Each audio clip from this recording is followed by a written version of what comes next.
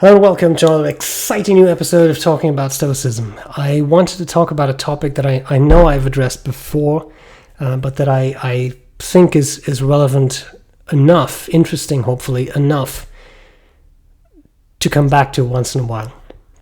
And what spurred that idea, this video, was that I'm recording this video on September 1st, 2023. And I realized with, frankly, a bit of a shock that September 1st, 2003 was my first day of classes as an undergraduate student of psychology in Amsterdam. And I remember a lot of things about that day, but this is not really meant as a trip down memory lane in that regard. But it deals with gratitude, and that's how I wanted to tie this into Stoicism.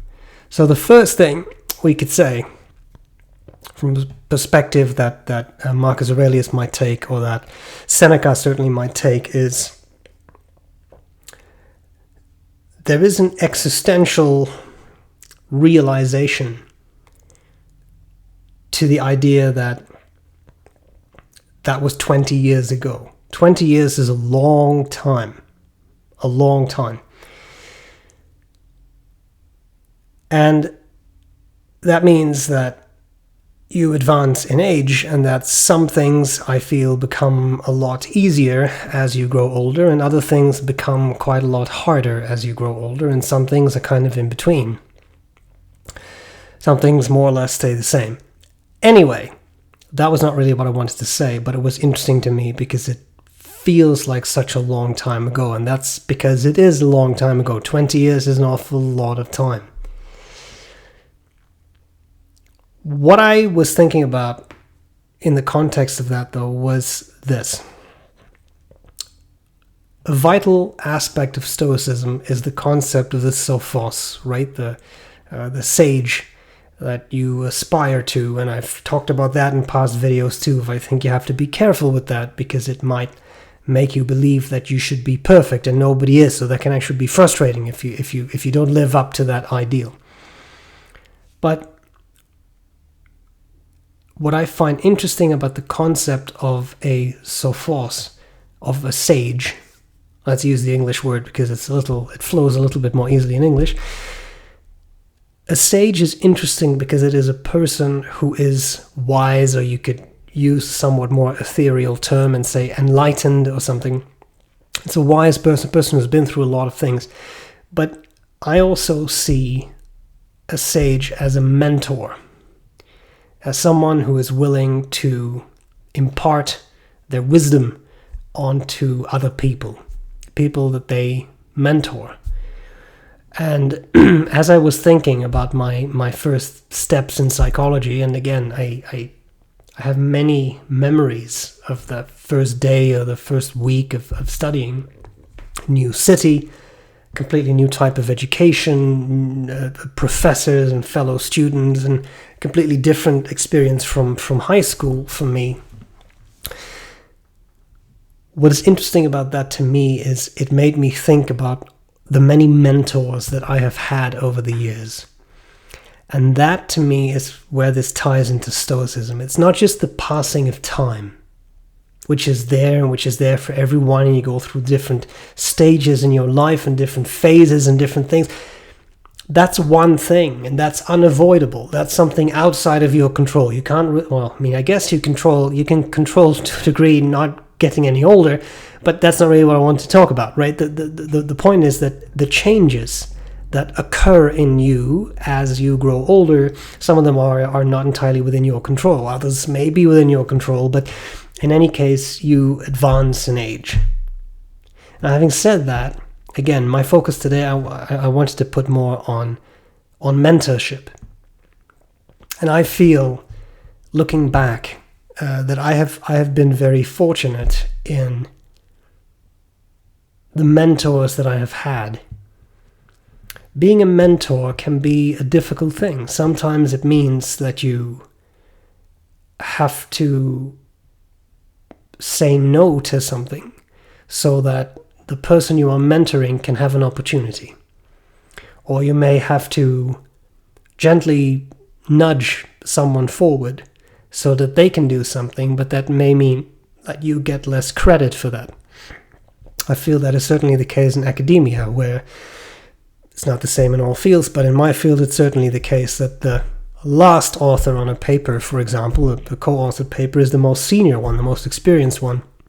But the first author is the one who typically takes the credit, that was the first author, even though maybe a senior author is the one who thought up an experiment. So it's interesting to think about those things.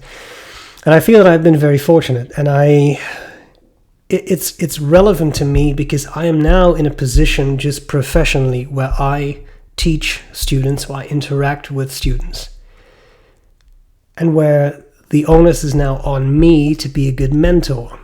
And that means a lot to me. It's a task I take very seriously. And the reason I take that seriously is that I have had such great mentors.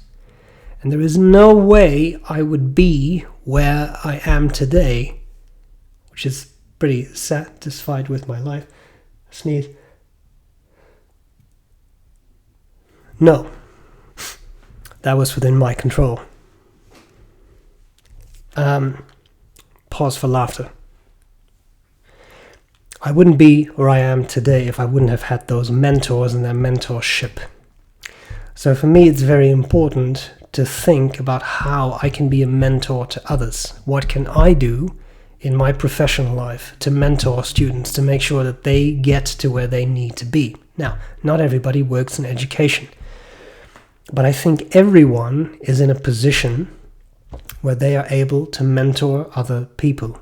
And to me, part of aspiring to be a sage, to emulate a sage, is to do that, to try and help others, to be grateful for the mentors that you have had, to take their best properties, characteristics, try to amplify those and send them back into the world. Marcus Aurelius opens his meditations with a long list of all the people who have been important in his life. I find that a very touching chapter because he thanks all his mentors. And that's a sense of, at this point, this man is the emperor of Rome, right? So he could be very haughty, but he chooses to be humble. And I think that's one of the things that made Marcus Aurelius great. Now, having said that, what can you do in your life to be a mentor to people? Again, not everybody works in education, I understand that, but you may have a job where you take on trainees, or you may not have any job, but you may be in a position where you're able to teach other people something. Not enforce views upon them, but help them see certain things or consider certain things. And that is mentorship as well.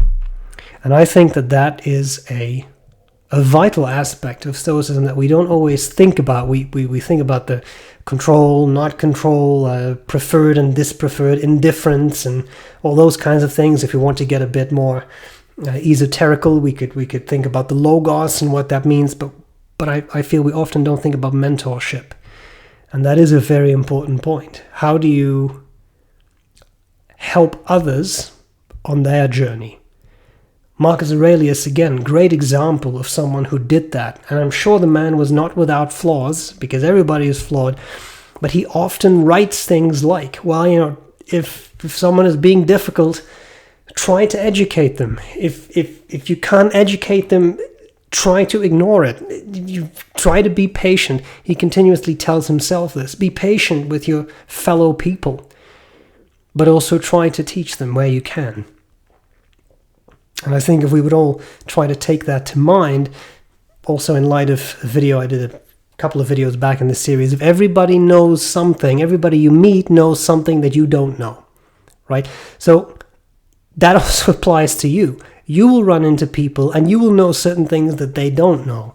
Is there an opportunity for you in a non-pedantic manner to try and pass on some of that knowledge, to try and make them look at something from a different perspective, or see something, or teach them something that they can use?